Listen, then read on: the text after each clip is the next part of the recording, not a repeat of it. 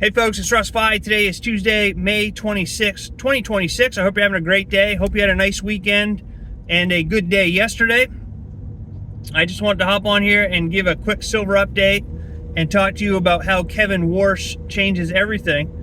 But before I get started, this is your first time to my channel, welcome. I've been involved in the work from home space for the last 20 years, full-time since 2018, and it's a true passion of mine to help others generate mailbox money using social media and direct mail marketing.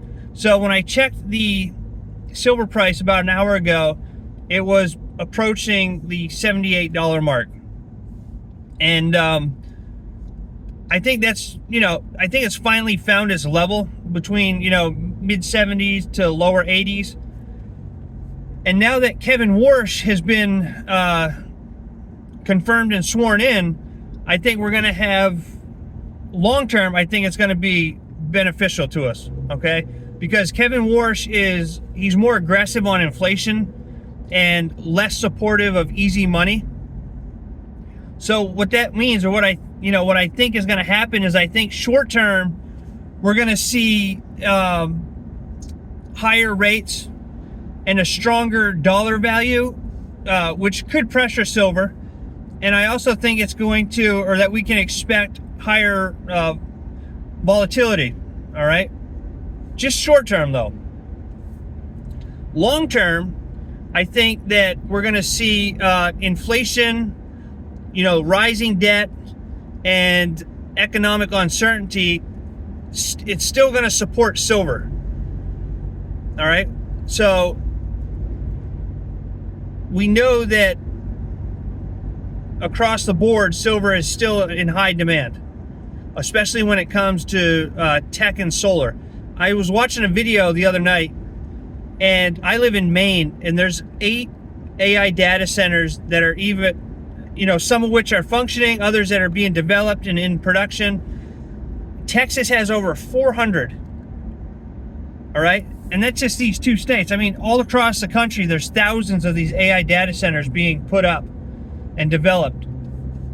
So just with AI data centers, the need for silver is astronomical. All right, and then you throw on top of that solar, electric vehicles, all of our electronics, the medical industry, water purification systems.